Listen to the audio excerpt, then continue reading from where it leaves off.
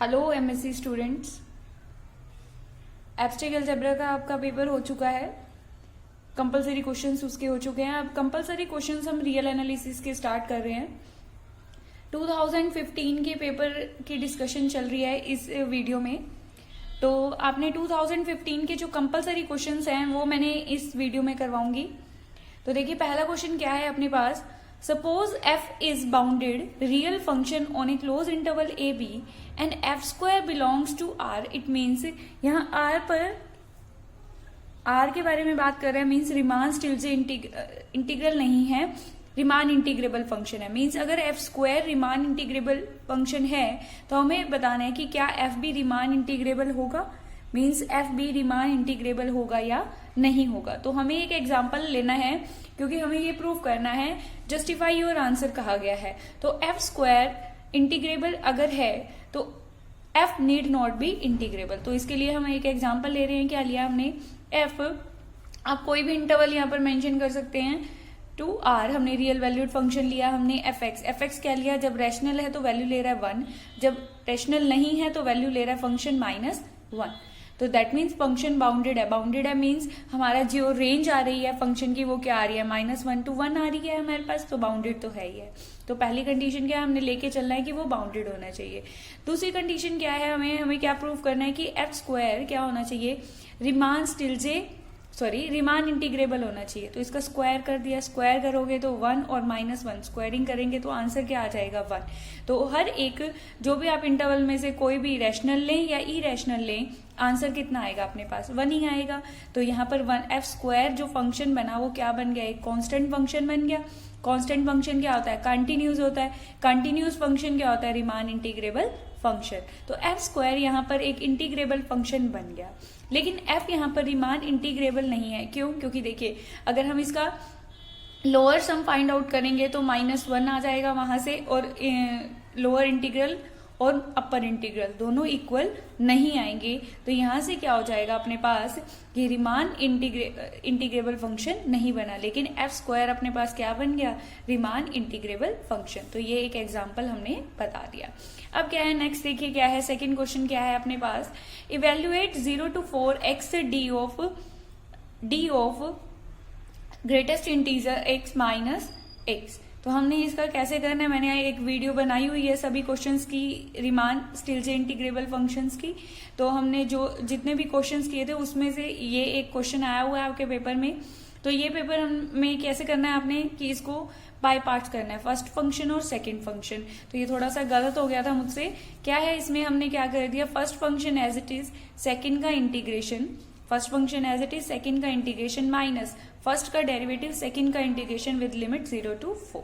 इसे मैंने क्या कर लिया? Upper limit minus lower limit रखेंगे, आंसर क्या आ जाएगा? 0।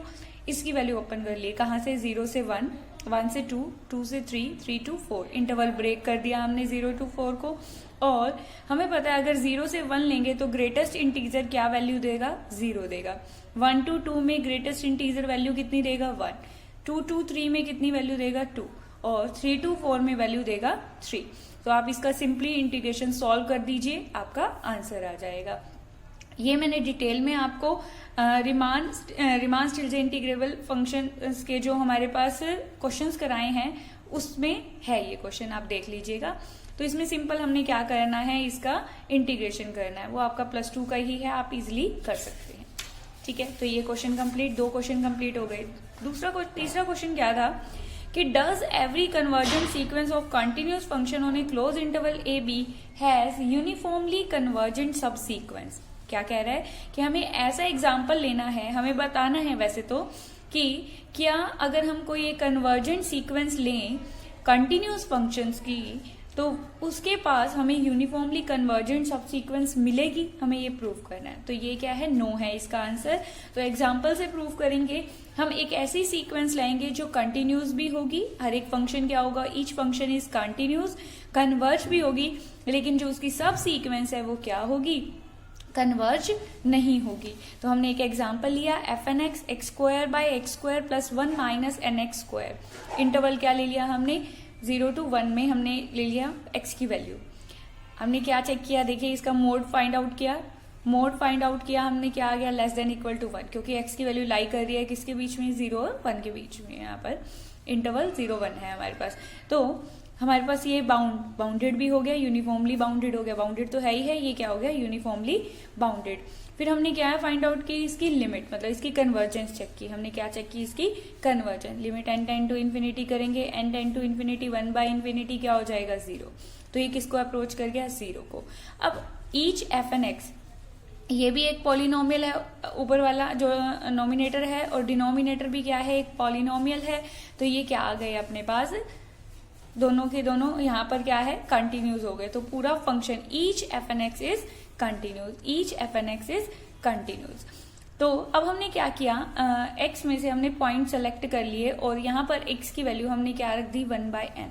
तो जैसे ही हम यहाँ पर 1/n वैल्यू रखेंगे, इसका जो क्या आएगी वैल्यू, 1 आ जाएगी। आप इसको सॉल्व करेंगे, इसमें x की जगह क्या रख देंगे, 1/n रख देंगे, क्योंकि यहाँ पर क्या रह जाएगा, 1/n, n से n कैंसिल हो गया, 1 - 1 0 हो गया, x² से x² कैंसिल आ गया, आंसर आ गया 1। तो हमें कोई भी अगर हम सब सीक्वेंस ले रहे हैं तो वो कन्वर्ज नहीं आ रही, क्योंकि ये पूरी सीक्वेंस किसको अप्रोच कर रही है, 0 को।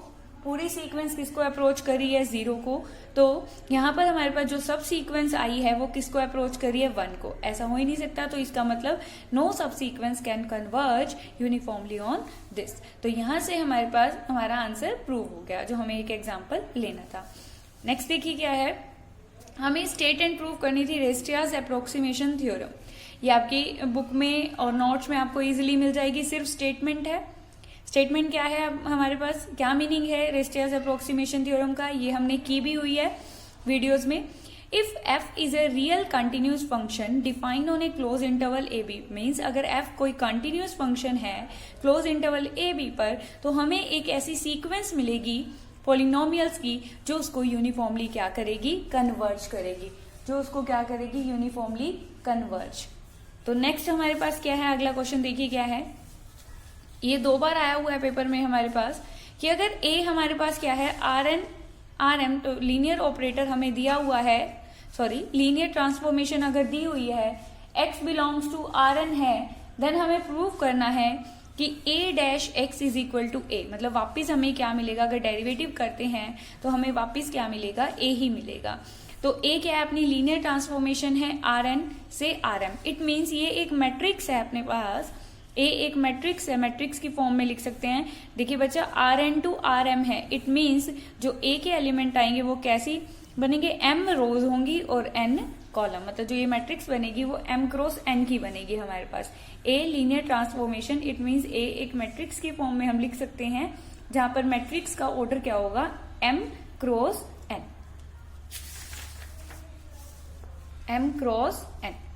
तो x हमारा Rn में से है, तो n ने टप्पल ले लिया, a और x, यहाँ पर a और x दोनों की मल्टीप्लाई कर दी यहाँ से, ठीक है। अब हम मैट्रिक्स का डेरिवेटिव किस तरह से करते होते हैं, हमारे पास यहाँ पर ये फंक्शंस हो गए, f1 f2 fm हो गए हमारे पास, f1 f2 fm तक, क्योंकि हमारे पास जो a है, ax मतलब जो इमेज आएगी वो किस में से आएगी, Rm में से आएगी। Rm means f1 f2 fm। तो किसी भी मैट्रिक्स का अगर हम डेरिवेटिव करते हैं तो इट मीन्स हम क्या करेंगे, f1 का with respect to x1 x2 xn partial derivative करेंगे, हम पार्शियल डेरिवेटिव कर देंगे। सिमिलरली ये भी हमारे पास, तो हमने क्या कर दिया, इनका पार्शियल डेरिवेटिव कर दिया। अब विद रिस्पेक्ट टू x1 करेंगे तो a11 आ जाएगा, विद रिस्पेक्ट टू x2 करोगे क्या आ जाएगा, a12 आ जाएगा, और ऐसे ही हमारे पास क्या आ जाएगा, विद रिस्पेक्ट टू xn करेंगे क्या आ जाएगा, a1n। तो इस तरह से हम वापस इसके हमें क्या मैट्रिक्स मिल जाएगी, मतलब डेरिवेटिव क्या, वापस हमें कौन सी मैट्रिक्स मिल गई, a मैट्रिक्स। इसका मतलब अगर हम a-x मतलब अगर हम डेरिवेटिव कर रहे हैं तो वापस आंसर अपने पास क्या आ रहा है, a आ रहा है। नेक्स्ट क्वेश्चन देखिए क्या आया हुआ है अपने पास, state only the inverse function theorem. Inverse function theorem, it means हमें जो इनवर्स फंक्शन थ्योरम मैंने आपको वीडियो में कराई है, जो आपकी 16 मार्क्स की भी आ जाती है और कई बार किसमें, पेपर में स्टेटमेंट में भी आ जाती है। तो ये हमें धोखा कभी नहीं देती इनवर्स फंक्शन थ्योरम, या तो हमारे पास सीधा 16 मार्क्स में आती है या इसकी स्टेटमेंट 2 मार्क्स में आ जाती है अपने पास। क्या है, suppose F is a C1 mapping, मतलब C1 मैपिंग से बिलोंग कर रहा है of an open set E subset of Rn into Rn, F dash A invertible दिया हुआ है for some A belongs to E, और B is equal to F of A. बच्चा ध्यान रखना, स्टेटमेंट में कोई भी मिस्टेक मत करना, चाहे आपकी 16 मार्क्स में आए चाहे 2 मार्क्स में आए, स्टेटमेंट में बिल्कुल भी गलती नहीं करना। अगर आपकी स्टेटमेंट ही गलत है, आपका प्रूफ कोई भी चेक नहीं करेगा। तो स्टेटमेंट को अच्छे से लर्न किया कीजिए। तो then there exists an open set U and V in Rn such that A belongs to U and B belongs to V, F is 1 to 1 on U and F of U is equal to V। दूसरा, अब 1 1 on 2 हो चुका है, तो दूसरा अगर G inverse exist कर रहा है बाय पार्ट A, तो G भी इसी सेम फैमिली से, जैसे F बिलोंग कर रहा है C1 फैमिली से, ऐसे ही G बिलोंग करेगा C1 ऑफ V से। तो ये हमारा अब लास्ट पार्ट क्या है, देखिए, find the interval of absolute convergence. Absolute convergence check करनी है इस पावर सीरीज की, पावर सीरीज की एब्सोल्यूट कन्वर्जेंस चेक करना है, मतलब हम क्या करेंगे, रूट टेस्ट लगाएंगे, Cauchy root test. Cauchy root test हमें पता है 1/n limit supreme radius of convergence निकालते हैं हम, कॉम्प्लेक्स एनालिसिस में पढ़ चुके हो आप। क्या निकालते हैं हम यहाँ से, radius of convergence. Radius of convergence हमारी कितनी आ गई, यहाँ से 1/r किसके इक्वल आ गया, 0। रेडियस ऑफ कन्वर्जेंस क्या आ गई, इन्फिनिटी। अब बच्चे देखो, अगर रेडियस ऑफ कन्वर्जेंस इन्फिनिटी है तो आपको फंक्शन डिफाइन दे रखा है ऑन r के ऊपर है हमारे पास, तो पूरे इंटरवल पर क्या कर दी है वो, पूरे रियल लाइन पर उसका जो कन्वर्जेंस का इंटरवल आएगा, मतलब इंटरवल ऑफ कन्वर्जेंस क्या हो जाएगा, -इन्फिनिटी टू इन्फिनिटी, अगर रेडियस ऑफ कन्वर्जेंस क्या है, इन्फिनिटी आता है तो। नेक्स्ट आया हुआ है आपका लास्ट पार्ट, स्टर्लिंग फॉर्मूला। ये भी मैंने आपको वीडियोस में कराया है, स्टर्लिंग फॉर्मूला। ये भी हमारे पास क्या है, या तो 8 मार्क्स में आ जाएगा या 2 मार्क्स में स्टेटमेंट आ जाएगी। इसकी फॉर्मूला क्या है, the formula is limit x approaches to infinity gamma x plus 1 by x by e raise to power x root 2 pi x is equal to 1 when x is a large. अगर आपने इसका proof देखना है तो आप Stirling formula का जो fourth unit मैंने करवाई है रियल एनालिसिस की, उसमें आपको प्रूफ मिल जाएगा। तो ये हमारे 2015 के कंपलसरी क्वेश्चंस थे। जब तक पेपर होता है तब तक कंपलसरी क्वेश्चंस हम पूरे कर लेंगे। तो वैसे तो कॉम्प्लेक्स का पेपर है आपका, तो all the best for your exams. Thank you so much.